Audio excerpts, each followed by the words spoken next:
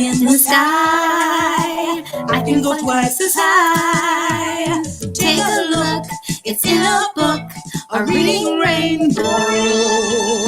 I can go anywhere. Friends to know and ways to grow, a reading rainbow. I can be anything. Take a look, it's in a book, a reading rainbow. A reading rainbow.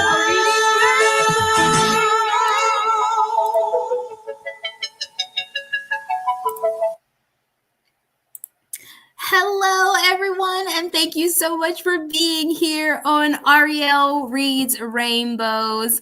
I'm sure everyone is excited to know what we're reading today. Much love to Jenny. Hey, Jenny. And Anthony. Hello. And Jess and Young Love. Thank you for showing up and being here. Much love. I appreciate you. Oh, and hey, Ryan is in the house. You guys are awesome. I don't know Joe Dirt, although I feel like I know you, Joe Dirt. I feel like I've seen your name in the chats before, so much love. Thank you for popping by. And MK Ultra, oh my gosh, you guys are awesome. I appreciate you so much. I'm going to get too excited because you're here, so let me stop paying attention to the chat and go ahead and get started.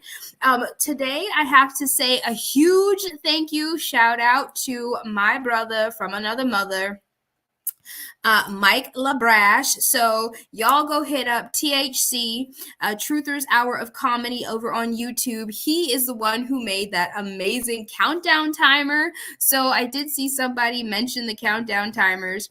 Yes, MK Ultra, you need to go see and talk to Mike LaBrash, THC. He helped me out with that. I appreciate him so much.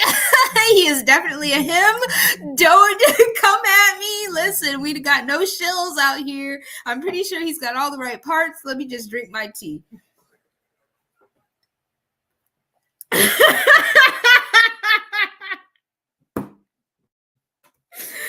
Okay, so now that I've gotten that out of the way, by popular demand, because you guys asked me to, I will go ahead and be reading The Invisible Rainbow. In case you missed the video earlier, I had asked you guys which books you had wanted me to read. I was trying to be all mysterious and then come up with something crazy. But then I asked you what you wanted to hear. So this is what we're going to read. REL reads The Invisible Rainbow, A History of Electricity and Life by author Fistenberg.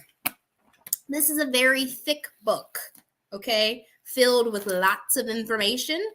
I think I've made it not very far. I haven't made it very far at all. I have listened to a lot of it. How many of you guys like to listen to books instead of read them? I used to be such an avid reader. I could sit and I could read this in a whole day, probably even less, because, when you're young, you can read faster, your eyes and all that stuff. I have the attention span of some of our youngins today. My attention span has been and reading is like working now because I'm so used to just being fed information instead of having to work for it and use my imagination in the first place. So anyway, we're going to read the first chapter of this. Excuse me, guys. I'm also going to read the preface or the foreword, because I think it's always important that we hear from the author exactly what it is that they wanted from the book, what they wanted to get out of the book, what they want us to get out of the book. For the first time in my life, I'm getting warm, so I'm going to take off my scarf here. Everybody say thank you again to Miss Claire for allowing me to use her amazing house and her amazing Wi-Fi, and she has the most amazing tea, and she much appreciated to her. All right, so I finished my tea. I've got my book. We've got lots of people here. We got Flat Fellow. He made it. Much love, brother. Oh, so since you're here, let me go ahead and shout out. I think I might have this on my sticky note because I knew that I wanted to do this later. The flea market meetup, Saturday, February 19th. Posting it in the chat. I don't know where, I don't have directions or anything, but flea market meetup on Saturday, February 19th. From 9 a.m. to 3 p.m. I'm definitely going to be there. I'm going to try my hardest to be there. It is going to be a big meetup, and I can't miss, a meetup with my Kakalaki crew boys. My Kakalaki crew boys, I love them so much. My big brother from another mother, big bro Free Flow. I have to go see him if I can. And Tommy don't realize it, but he's one of my favorites. Don't tell nobody. Anyway, much love to you guys for being here. Did I miss anybody? I don't think so. Young love. Oh, Sue. Hey, Sue. Miss Sue Finelli. I saw your possum video. Super cute. Oh my gosh. Super cute. I think I said hi to everyone. MK, make sure you tell Wendy I said I love her. Hey. All right. Let me go over here to Facebook really quick and see if there is anybody over here. And nope. All right. So we're still good. I welcomed everyone, and now we're going to go ahead and get started. This book is not, if you can see, written from a flat earth perspective, obviously. So when it does reference the earth in a globe form, and when it also mentions gravity in its non-existent form, we will then try to bring our own conclusions around those. So just keep that in mind. So the prologue starts like this. Once upon a time, the rainbow visible in the sky after a storm represented all the colors there were. Our Earth was designed that way. We have a blanket of air above us that absorbs the higher ultraviolets together with all of the X-rays and gamma rays from space. Okay, listen. We already in the first sentence and they mention space, so y'all just know not to okay. Most of the longer waves that we use today for radio communication were once absent as well, or rather they were there in infinitesimal amounts, so very, very small amounts. Did I say that right? It's okay. They came to us from the sun and stars, but with energies that were 1 trillion times weaker than the light that also came from the heavens. So weak were the cosmic radio waves that they would have been invisible, and so life never developed organs that could use them. The even longer waves, the low frequency pulsations given off by lightning, are also invisible. When lightning flashes, it momentarily fills the air with them, but they are almost gone in an instant. Their echo, reverberating around the world, is roughly 10 billion times weaker than the light from the sun. We never evolved organs to see this either. But our bodies know that these colors are there. The energy of our cells, whispering in the radio frequency range, is infinitesimal but necessary for life. Every thought, every moment that we make surrounds us with low frequency pulsations. Whispers that were first detected in 1875 are also necessary for life. The electricity that we use today, the substance that we send through wires and broadcast through the air without a thought, was identified around the 1700s as a property of life. Only later did scientists learn to extract it and make it move in inanimate objects, ignoring because they could not see its effects on the living world. It surrounds us today in all of its colors, its intensities that rival the light from the sun, but we still cannot see it because it is not present because it was not present at life's birth. We live today with a number of devastating diseases that do not belong here, whose origin we do not know, whose presence we take for granted and no longer question. What it feels like to be without them is a state of vitality that we have completely forgotten. Anxiety disorder, inflicting 1/6 of humanity, did not exist before the 1960s when telegraph wires first encircled the earth.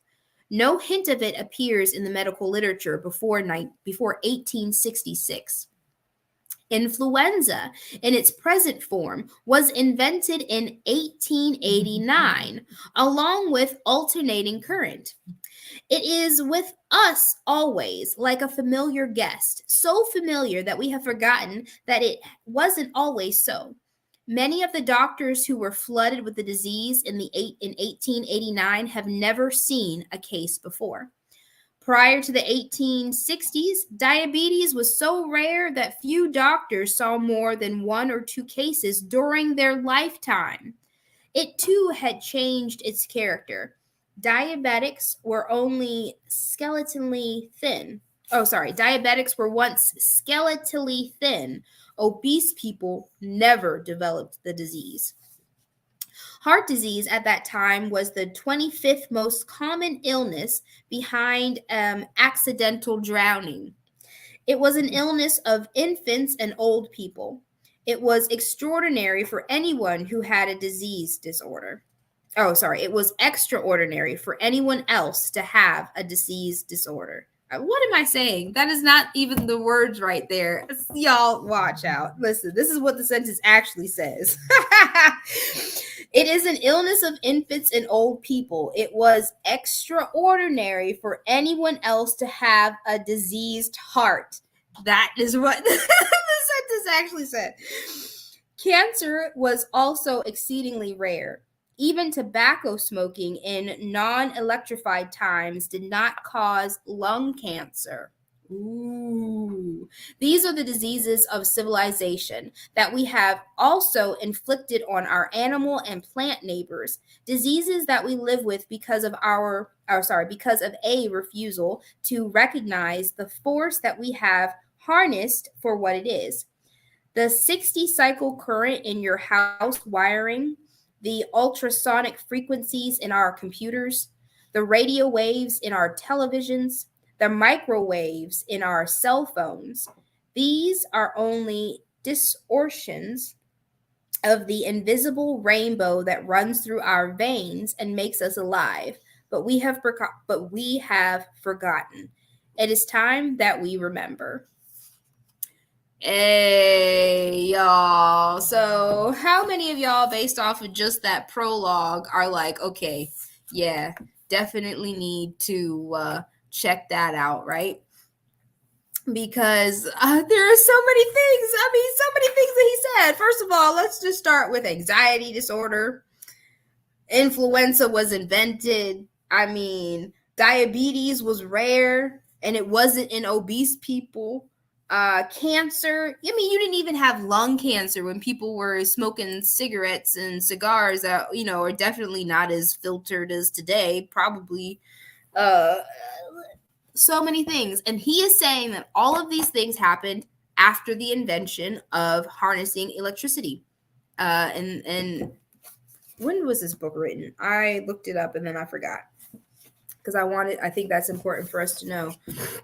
This was written, it was published, if I can find it, in 2020. That's definitely not it. In 2017, copyright 2017. So this is not an old book. This guy did his research. This was written, I'm going to say between 2015, 2017, because it does take a couple of years after a book is written to have it published. And by the time it's published, it's been written for a minute. So a lot of y'all watching this, y'all came to Flat Earth around 2015, 2017, right? I mean, so this was around then. Of course, we have to ignore the space and the globe model, but we'll move forward. You guys ready to jump on this? Oh, try to stable. Oh, my bad. It's the table. My computer. Y'all still with me? It's the filters and okay, so Anthony says it's the filters and additives in cigarettes that cause cancer in the first place. Tobacco is actually healthy. There you go. There you go. I feel that. Who else had something to say? Oh, Ray. Hey. I see you. I know you probably dropped the link. Yep. There's the link for Ray's show tonight. Ooh. Okay. All right. So let me go back. I'm going to start reading. Always a little shit to fix. Always. All right. So we're going to start with chapter 1, which is Captured in a Bottle.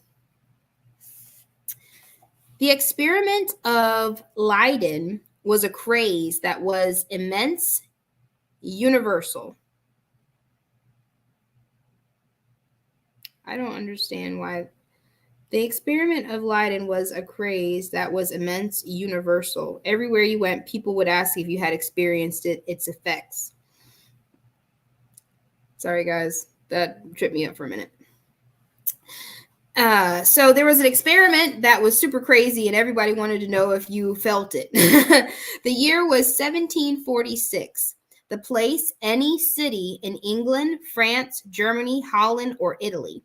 A few years later, America. Like a child prodigy making his debut, electricity had arrived, and the whole Western world turned around to hear his performance. His midwives, Kleist, Cantunis, Alamode, and Muschenbuch. Look, these are all foreign names. Y'all can't try make me say it for real.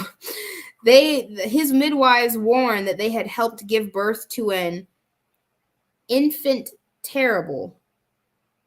It's not spelled like infant. It's ENFANT, terrible.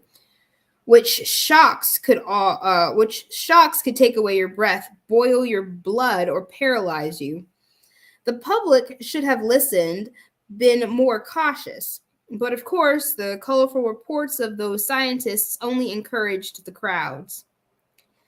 So Peter van Muschenbarken, professor of physics at the University of Leiden, had been using his usual friction machine.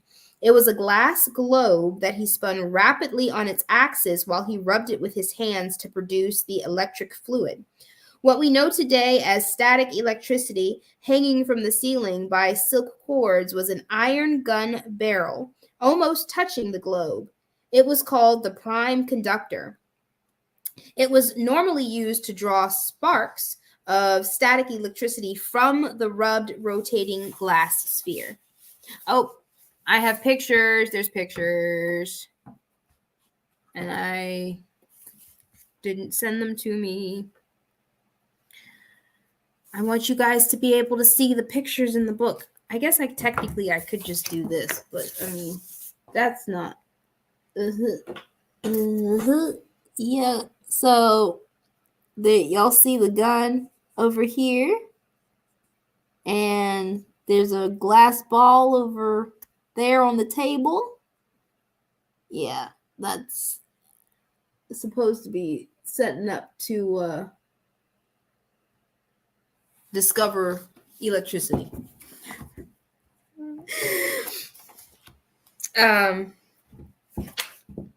But electricity in those days was of limited use because it always had to be produced on the spot and there was no way to store it.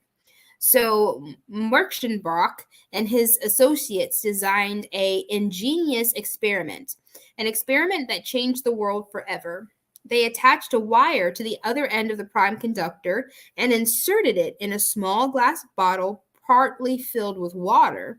They wanted to see if the electric fluid could be stored in a jar, and the attempt succeeded beyond their wildest expectations. I think they found that stuff and they were figuring out how it worked. Yeah. Mertenbakken. Yeah. Much on barking. Yeah, I can't say it. That's definitely not. I know I'm not saying it right, but that's what we're going to go with, right? Storing electricity in a electric universe. Yeah, right? Like, why are you trying to store it? We all just got it. Oh, and hey, Ray, Ryan wants you to know that he sent you an email. I'm going to tell you about a new but terrible experiment Merchant Mission Brook wrote to a friend in Paris, which I advise you never to try yourself, nor would I, who have experienced it and survived it by the grace of God, do it again for all the kingdom of France. He writes to his friend and he says, I did something incredible. Don't do this, and I'm never going to do it again, but it was awesome. He held the bottle in his right hand, and with the other hand, he tried to draw sparks from the gun barrel. Suddenly, my right hand was hit with such force that my whole body shook as though struck by lightning.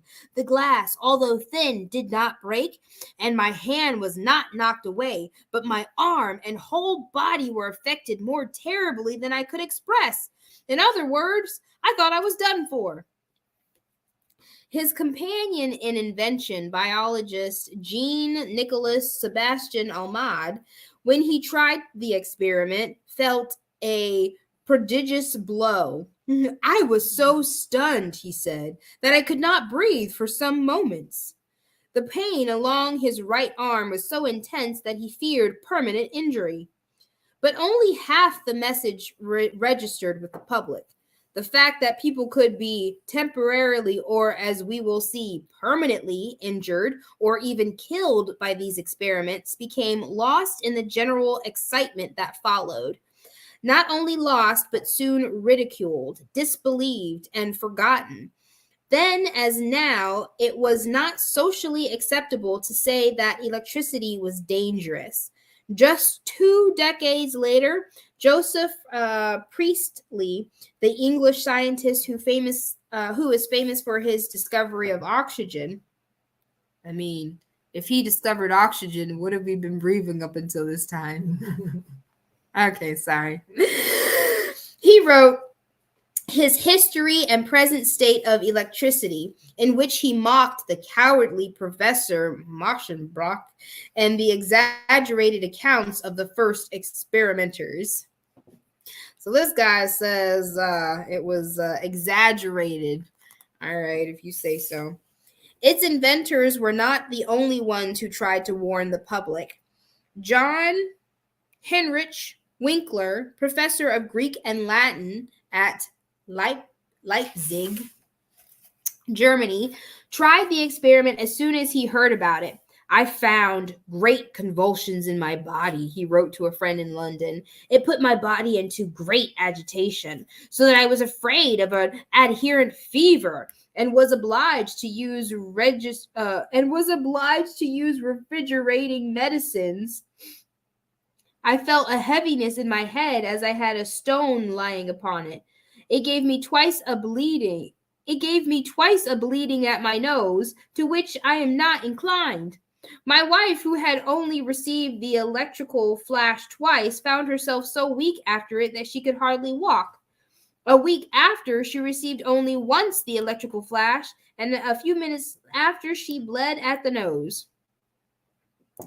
So everyone is bleeding, having headaches, like about to be knocked out, think they're about to die, and it keeps happening. But we're still gonna do these experiments. Oh yeah, bring your wife back to do this experiment again. Oh goodness, must be good to be a scientist, right? From their experiences, Winkler took away the lesson that electricity was not to be inflicted upon the living. Okay, so one smart person, I guess. And so he converted his machine into a great beacon of warning. I read in the newspaper from Berlin, he wrote, that they had tried these electrical flashes upon a bird and had made it suffer great pain thereby. I did not repeat this experiment, for I think it wrong to give such pain to a living creature.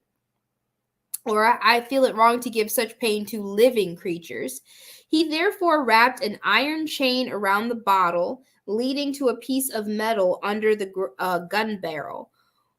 When then the electrification is made, he continued, the sparks that fly from the pipe upon the metal are so large and so strong that they can be seen even in the daytime and heard at the distance of 50 yards. They represent a beam of lightning, of a clear and compact line of fire, and they give a sound that frightens the people that hear it. The general public did not react as he had planned, however. After reading the reports like Muskenbrooks in the Proceedings of France's Royal Academy of Sciences and his own in the Philosophical Transitions of the Royal Society of London, eager men and women by the thousands all over Europe lined up to give themselves the pleasure of electricity. I mean, can we talk about that, though, for a second? How is someone going to put something in the newspaper that says, yo, so they did this experiment and it killed this bird, and I don't think it's right that we go ahead doing experiments that kill creatures, and y'all shouldn't do this, and thousands of people line up to do it. I mean, would you say, MK, smear campaign against electricity? This is too dangerous for the common man to mess with. Exactly. There is no way I could read that book. It's like trying to read Romans before. I mean, it's not like he doesn't talk about too many like scientific things. And listen, we're gonna read it together, okay, Anthony? Much on barking. That fits perfectly good. I'm glad you think so. Shalom, Scott. Much to see you. Level Realm. Thanks for stopping by. I'm in the first chapter of Invisible Rainbow. And yeah, I'm stumped by the fact that someone could say this is not a good idea and still thousands of people just line up to do it. So let's see. We're talking about Abe John Atot Nanet, a theologian turned physicist, introduced the magic of the Leyden jar to France. He tried to satisfy the insatiable demands. Insatiable. Yeah, they broke it up and I needed to make sure. Okay, he tried to satisfy the insatiable demands of the public by electrifying tens, hundreds of people at once, having them take each other by the hand so as to form a human chain arranged in a large circle with the two ends closed together. He would place himself at one of the ends while the person who represented the last link took hold of the bottle. Suddenly, the learned abbot, touching with his hand the metal wire inserted at the flask, would complete the circuit, and immediately the shock would be felt simultaneously by the whole line. Electricity became a social affair. The world was possessed, as some observers called it, by electromania. The fact that Roulette had electrocuted several fish and a sparrow with the same equipment did not deter crowds in the least. At Versailles, that's the famous Versailles. Okay, at Versailles, in the presence of the king, he electrified a company of 240 soldiers of the French Guard, holding each other by the hands. He electrified a community of monks at the monastery in Paris, stretched out in a circle more than a mile around, each connected to his neighbor by iron wires. The experience became so popular that the public began to complain of not being able to give themselves the pleasure of an electric shock without having to wait in line or consult a physician. A demand created for a portable apparatus that everyone could purchase for a reasonable price and enjoy at their leisure. So the Angus, so the engine house bottle was invented. So they invented a bottle enclosed in an elegant looking case. It was a small Leyden jar joined to a varnished silk ribbon and a rabbit skin, which with which to rub the varnish and charge the jar. Electric canes were sold, priced for all pocketbooks. These were Leyden jars cleverly disguised as walking canes, which you could charge surreptitiously and trick unsuspecting friends and acquaintances into touching. Then there was the electric kiss, a form of recreation that even preceded the invention of the Leyden jar, but became much more exciting afterwards. Psychologist Albrecht von Haller at the University of Gothenburg declared incredulously that such parlor games had taken the place of quadrille. Quadrille? Could one believe, he wrote, that a lady's finger, that her whalebone petticoat. Wait. Could one believe that a lady's finger, that her whalebone petticoat should send forth flashes of true lightning, and that such charming lips could set fire to a house? She was an angel, wrote German physicist George Mathis Bose, with white swan neck and blood-crowned breast, who steals your heart with a single glance, but whom you approach at your peril. He called her Venus Electrifica. Venus Electrifica. Electrificata. Venus Electrificata, in a poem published in Latin, French, and German, to be famous and to become famous throughout Europe. Okay, this is the poem. If a mortal only touches her hand, of such a godchild, even only her dress, the sparks burn the same through all but one's limbs. As painful as it is, he seeks it again. Y'all, are y'all listening to this? Y'all. Y'all listening to this. Okay, hold on. I'm keep going. I'm not going to give my commentary. Even Benjamin Franklin felt compelled to give instructions. Let A and B stand on wax, or A on wax and B on the floor. Give one of them the electricized fill in hand, and let the other take hold of the wire. There will be a small spark, but when their lips approach, they will be struck and shocked. There will be a small spark, but when their lips approach, they will be struck and shocked.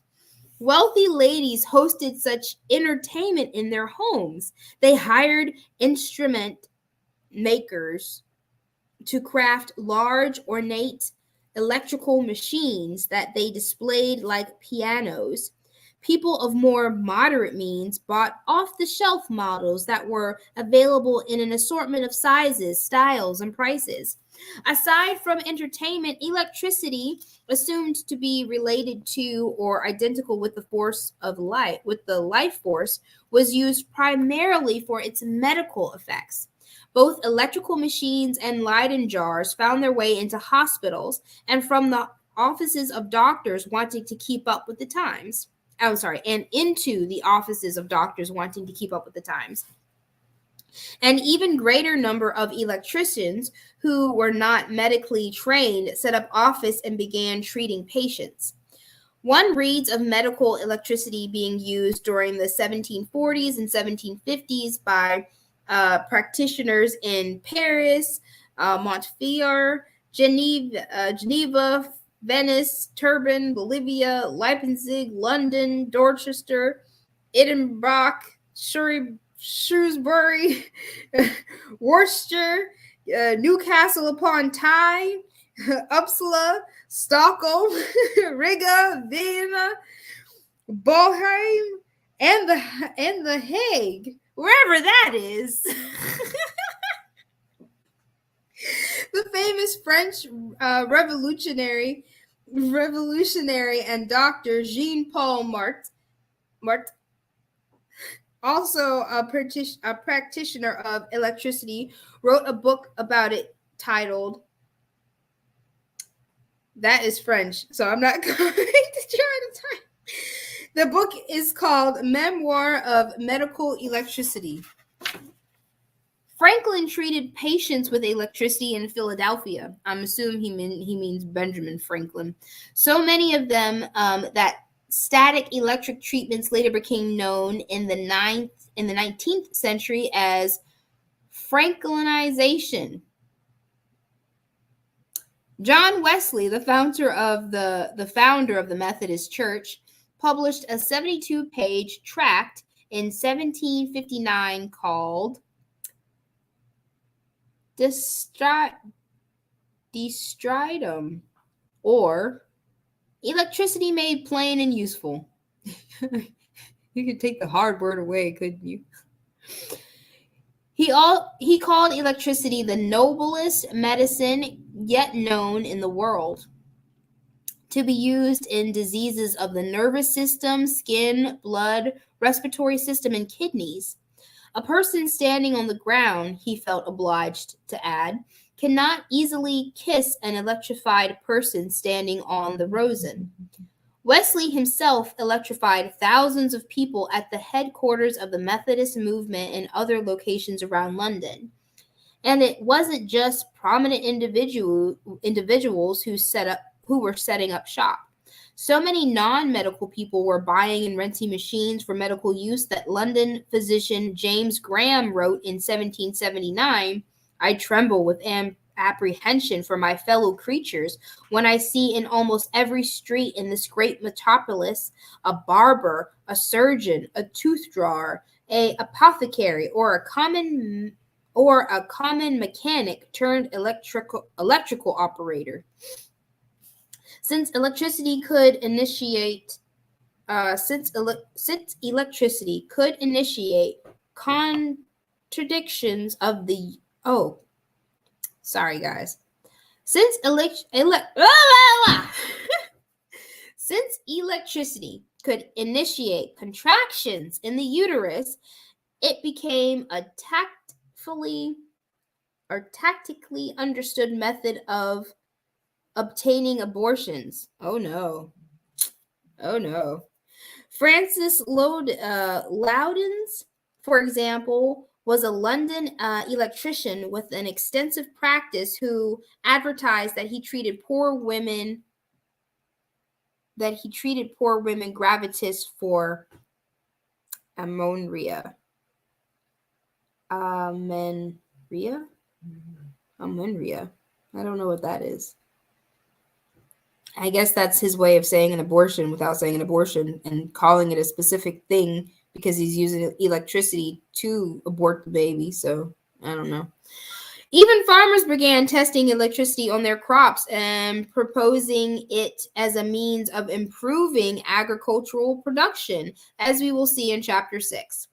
The use of electricity on living beings in the 18th century was so widespread in Europe and America that a wealth of valuable knowledge was collected about its effects on people, plants, and animals, knowledge that has been entirely forgotten, that is far more extensive in detail than today's doctors are aware of, who see daily but without recognition its effects on their patients, and who do not even know such knowledge ever existed. This information is both formal and informal. Letters from individuals describing their experiences, accounts written up in newspapers and magazines, medical books and treatises, papers read at meetings of scientific societies, and articles published in newly found scientific journals. As early as the 1740s, 10% of all articles published in the philosophical transitions were related to electricity, and during the last decade of the century, fully 70% of all articles on electricity in the prestigious Latin journal had to do with its medical uses and its effects on animals and people. But the floodgates were wide open, and the torrent of enthusiasm about electricity rushed on unhindered, and would continue to do so during the coming centuries, sweeping caution against the rocks, crushing hints of danger like so many bits of driftwood, obliterating whole tracts of knowledge and reducing them to mere footnotes in the history of invention. And that is the end of chapter 1. Whoa. Okay, chapter 1, you guys, is kind of mind-blowing in a lot of different ways. Let me check out the chat here. So, whew. Oh, the word that I was trying to pronounce isn't about abortion, but more about reproduction. Oh, the one, where was it? It was over here. Where is it? Amenorrhea.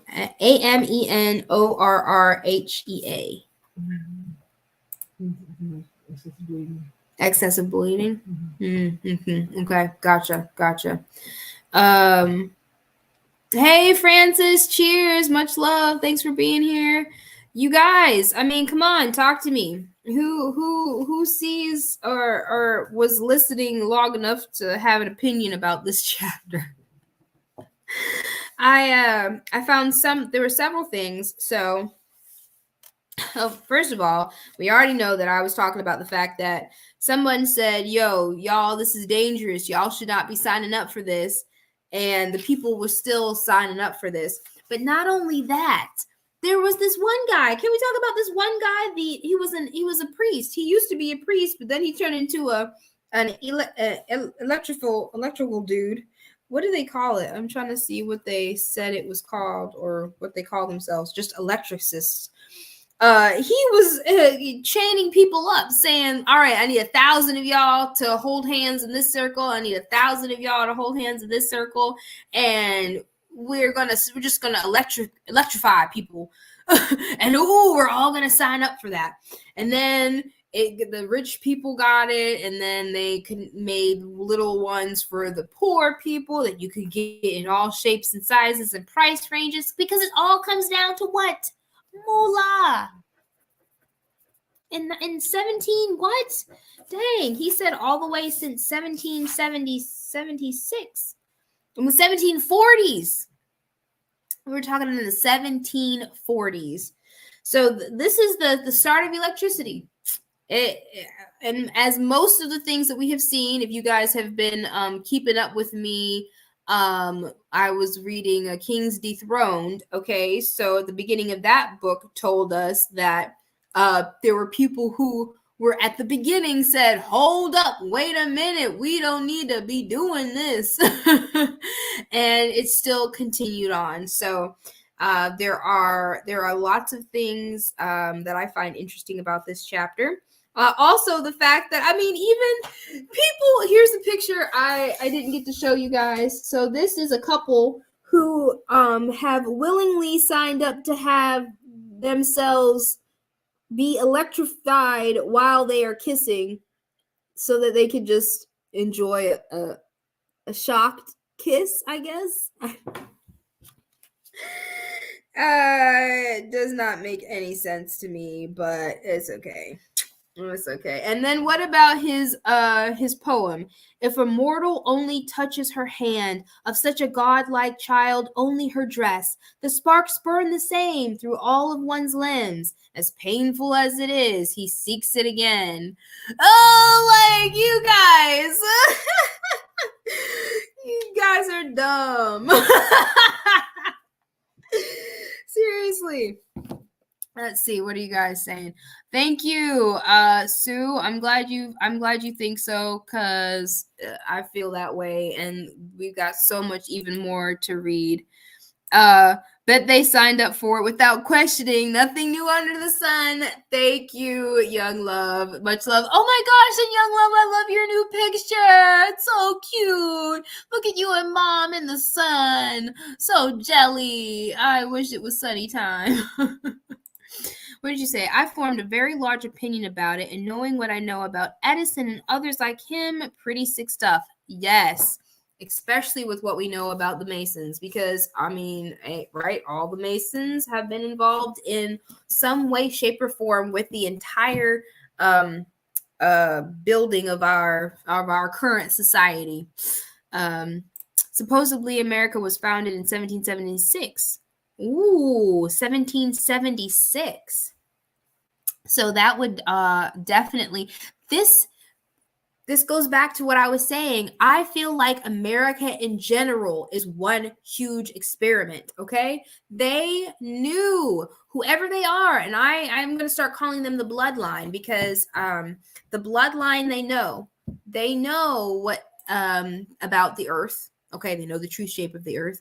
They have passed down the knowledge to their, special children, their pure blood children, about economics and how this world works in the supernatural realm, and frequencies and vibration in the water, all of that stuff. I believe that they pass down to their kids, and the bloodlines, they make sure that we don't have that information. And America, I can't prove it because we can't prove anything. So this is all speculation, but I feel like whoever founded America founded it with specific intentions of seeing how that they could create a society of slaves, how they could create a matrix of the mind by keeping us indoctrinated and keeping us sick. I mean, if they think about it, if the bloodline knew that this is an electrical realm, that we are electrical beings, and they realize, I mean, of course they can't monitor everyone. I mean, I don't know how evil people think, but when you get an idea, that there are other people out there who have good ideas, and you need to make sure to capitalize on them before and make them your own, or whatever. So you can't stop people from experimenting and finding out about electricity and finding out, how this works. But if they know that that is something that is going to happen, and they just have to keep their eyes out for it, right? And I don't want to give them power. I am not saying that they know everything. I do not think that. I do not think that the bloodline knows everything. I just think that they have had more information that we do, and more real information that we do, because we're fed a lot of bullshit. We're fed a lot of propaganda. I mean, I don't think there's anybody here that's reading me or watching me right now would know or would say that they learned anything of value in the school system, in the education system. So we already know that they're not teaching us the real stuff. I had to look it up, but I had a video I want to share with you. Yes, please go ahead, share away. These are those that want to be left alone, and those that won't leave you alone. Who are they? The latter. The latter. I like that. But yeah, so I didn't get started on the second chapter because it's a bit longer, and I didn't want us to be here for a while. But okay, so we now have 3 books that we're in the middle of reading thus far.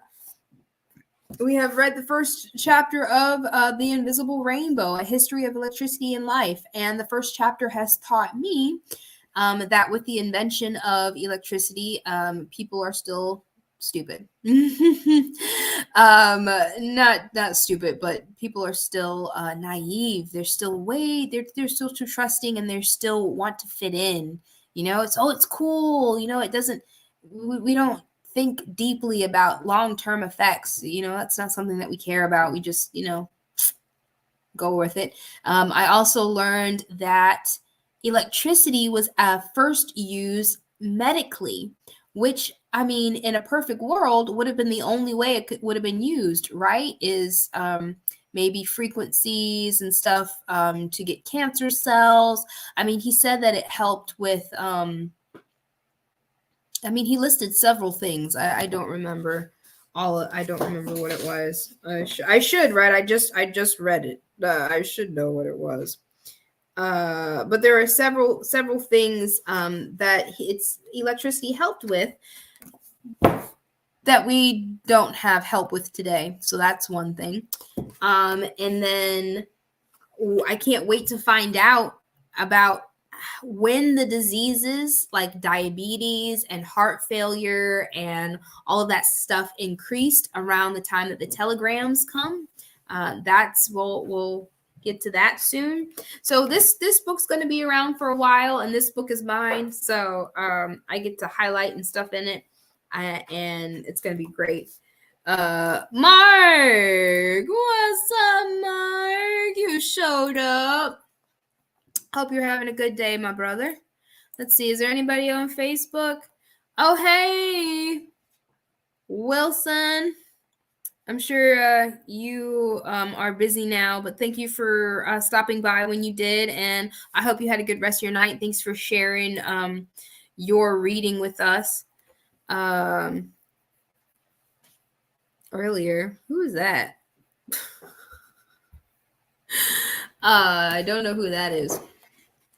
Ray, are you still around? Did anybody want to come talk to me about this? This is a first. I wasn't going to do this, but I figured I'd ask. Because otherwise, I am going to wrap it up. Unless there's somebody who wants to spend a couple of minutes and pop on and talk about the book with me. I will drop the link in the chat. Hold on. Wait a minute. What you got? Okay. Ooh. Oops.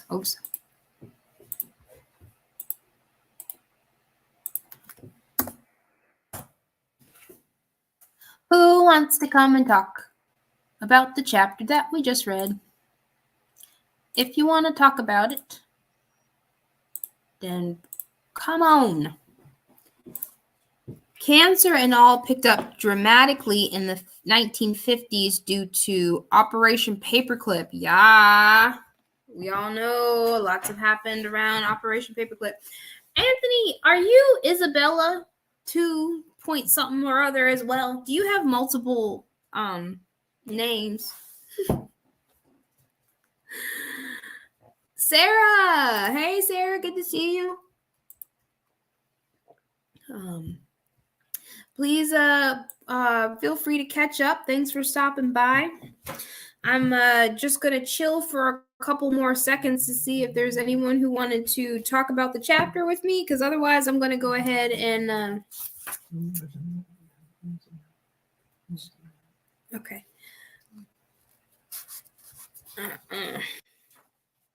Oh, look! It looks like I do have somebody. MK! Hey, what's up? Let me get set up here. Hey. Wow, that's right. I'll turn it down. Ooh. Can you guys hear me right. okay? Yeah, I can hear you. Yeah. All right. Just getting set up. I didn't want you to hop off before I got onto the computer. How you doing? I'm doing good. Thanks for listening. How'd you enjoy it? I know I stumble a lot. It's awesome. Man, we're talking electricity and the origins of it, and that's just interesting and fun. And it's always good to know their narrative too, especially if we're gonna refute it. Yes. Definitely know their side. And starting with rabbit skins and glass tubes and static electricity. They hadn't even got into magnets yet. We what about the Baghdad battery and things like that? Come on. Just wait. I'm sure he's going to bring it up. He has to bring it up because there's no way that you can have electricity and not talk about magnetism. Yeah, exactly. So I'm just interested in where the book's going. I think I've heard a few excerpts from it, and it's come up a couple times in the studies. So So it's nice to actually dive into the book cover to cover. So yeah, no, all right, same here. So you said you did you listen to it, or was it it was probably like a book on tape or something like that, so I probably didn't catch much of it. Nice. So, no, I did the same thing. I think I've listened up to probably about 9 or 10 chapters, but reading it is a lot different. Exactly. Yeah, you absorb it a lot more. I know, right? Did you know any of the names? Like, so when we're reading Kings Dethroned, there's a couple of names like from history that I recognize, but I don't recognize any of the names that he mentioned for electricity. What was it? Mention a couple of the names again. So let's see. Jean Nicolas Sebastian Alma or Alamud. No, I'm gonna dig into some of these guys because I've been digging into some the origins of these early minds, and Yeah, you so have I like looking into them as well, and who their parents were, and things like that. You find a lot of rabbit trails, a lot of threads to pull on. Yes, and that is all important, right? Who your parents were, like what they believed, what they taught down to you. I mean, those first 7 years is programming. You really you have to be conscious enough to reprogram. You know what I'm saying? Mm-hmm. Oh gosh, but with the electricity stuff, I was thinking that, okay, so I picked up the book because of the influenza and how they said that and this is a couple chapters away, but they tried to give influenza to people like forcibly, and they couldn't do it. And they couldn't do it. Yeah, because it's an exosome. It's a dead cell. It's a dead thing. I'm thinking that's why they couldn't do it. It's either A, the body kept adapting and the creator wouldn't allow it, or B, its terrain theory is correct and it was something that was dead and it's individual. It's an individual thing. It was like the dead cells from somebody else. So your body is just like, well, what's this? I'll get rid of that. It's not going to trigger a detox. That's what they're doing now is they're triggering a detox. I don't want to go in too deep, but it seems like it's triggering a detox within people. I agree. And that's something that happens, like you say, like clockwork, right? Every winter, we all go through this detox where we have to, like, there's no other word for detox. It's really interesting, the medical field and electricity being connected, and now electricity being so separate. And what do they teach us about electricity? They teach us Ben Franklin and the freaking key and the lightning bolt. Okay? Yes, they do. It's Edison and Franklin. Yeah. Or I mean Edison and Tesla. And the rivalry between AC and DC, and that's it. I mean, the World's Fair was a mystery to us, and we're learning about well, look at all this electricity. You guys had electricity. What are you talking about? Didn't have electricity. Look at Buffalo. Buffalo is lit up. Seriously, like they had stuff in the sidewalks. The sidewalk was lit up. Like, exactly. Seriously. Do you think that Tesla was opposition or no? Oh man. He grew up poor. He was willing to work as a ditch digger rather than play ball. I think he went back and forth in his own mind. So I think there's back and forth. I think they're like, okay, you can play with all this fun stuff as long as you play ball with us and act like, this is all new and brand new and, we invented it all and we put our names on it and all this.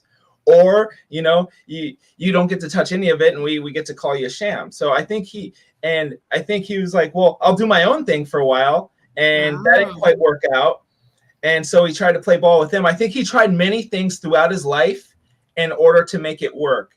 But I think at any point they said if he ever came out and said like, this is found technology or anything along those lines, they would have ended him. So I think he got to live his life into his later days because he kept his mouth shut. So, okay. That's I like that. Because it's not so cut and dry. Yeah, you see a lot of back and forth in Tesla's life once you start looking at it. It was like, okay, he worked with Edison and then he went against Edison, and then he worked with Westinghouse and then he went against Westinghouse. So there's a little bit of back and forth there, and a lot of people want to say like he wanted to give free energy to the people, so he realized like they probably had free energy before, and he was into that. So I think that was the biggest disconnect is he he wanted the energy to be free. And right. Yeah, like you said, and him growing up poor, of course he would want that. yeah. He wasn't an elitist. That's the other thing, is he didn't have that elitist mindset. So I don't think he'd ever be part of the club. For real. Right. Because he couldn't like separate that much from himself. You know, he couldn't sell his soul. So he was struggling with it. I like that. I like that a lot. It makes him more human, you know, because we always think, oh, was he opposition or was he not? Was he real? And it's like, it's not always that easy. You know, people get roped into things. People get, you know, blackmailed into things and have to war with themselves. But I never wanted to think that Tesla was opposition, because I mean, free energy is a thing, right? He left a trail for us to follow. Okay, get that. Without Tesla, we wouldn't even be following the trail. So I think it gave us enough to keep going and to keep looking and to look deeper. So without that, you know, we may only think electricity was stuff that came through wires and right magic. So but it's not. Yeah, it's not. So let's see. Someone said that frequency specific microcurrent is medical use of electricity. Mm-hmm. And then what did she say? The Resonant Effect by Carolyn McCain. Have you ever heard of that? No, I have not. She said McCain also wrote a textbook on the delivery of frequency-specific microcurrent in pain management. Microcurrent. So that's, you know, just a little bit of current, right, into whatever specific, I guess, area. I mean, does that have something to do with, you know how when you go, I mean, I don't know if you've ever been to the chiropractor and they put you on that muscle kind of relaxant thing? Mm-hmm. You know, like it's supposed to stimulate your muscles, is that? Mm-hmm. No, that's not the same thing. Yeah, well, it's got to be something to do that with that. I've had this. There was a ball that would make electric stimulant at different points. So it's for your hand when it like cramp up and stuff. Yeah. Typing things too much, and it's supposed to help stimulate the nerves and prevent that and the muscles, so prevent the cramping. So yeah, I mean, we're electrical systems. I mean, everything is running off electricity. So. Mm-hmm. You know, it's finding the right frequency, and definitely those muscles are. It's an electrical signal from your brain telling the muscle to, you know, contract. Contract, right. Yeah. So, well, you're right. This whole realm is electrical. We're electrical beings. The whole realm is electrical. There's electricity in the air. And regardless of what they say, I feel like we can harness it. And like you say, find the right frequency for everything. I want to find the right frequency to communicate with my cells. I learned about a system in the body. It's the mononucleus system. Now it's like fiber optic cables for your body. So when you feel something hot, your body actually reacts before your brain does. You actually start moving away. And that's the fiber optic sending a signal through your body faster than your brain can react to move your hand. Wow. That's interesting, because you do. When you feel something hot, you kind of move before you even realize it. So that's a light pulse signal passing the higher brain and just telling the body to move right away. That's pretty cool. Fast as the speed of light, that signal moves. At the speed of light, y'all hear that? Our bodies are amazing, and we haven't even scratched the surface. We have been so lied to about how amazing our bodies are that we cut things out of them instead of trying to heal it and stuff like that. And our bodies already tell us. What is it? What did you say it was called? The mononucleus system. Mononucleus. We have mononucleus that helps us move our hand faster than our brains can register it. Like. Anthony says our voice is the correct frequency to command all creatures. Oh, that's interesting.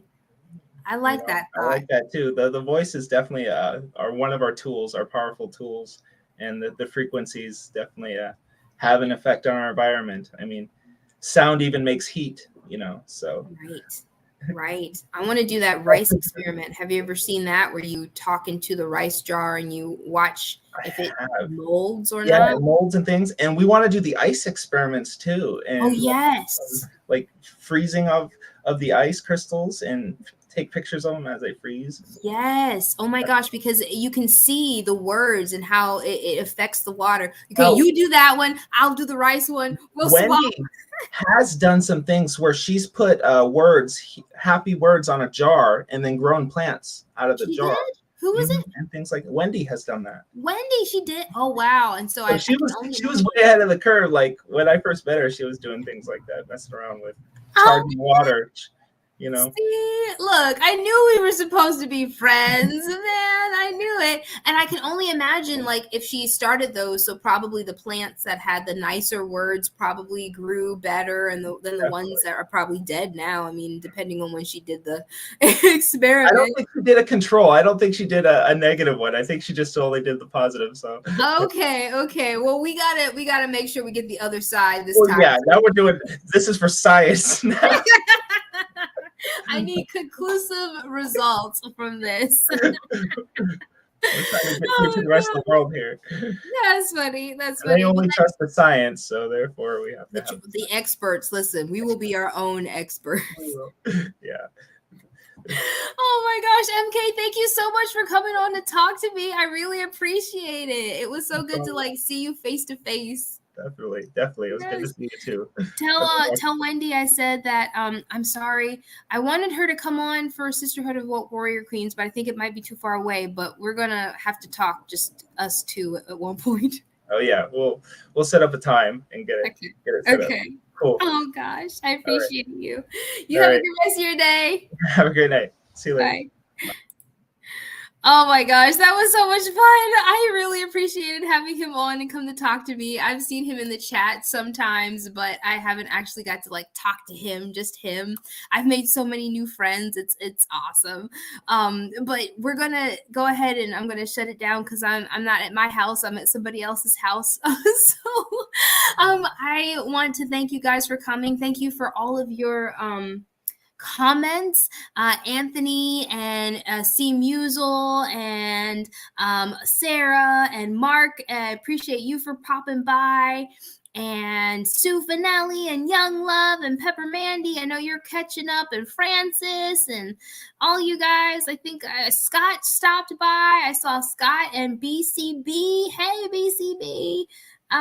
Oh yep, that's right. Ryan was here, and Boston, Ray, he stopped by. THC was here. A lot of people were here, and I appreciate you guys for showing up.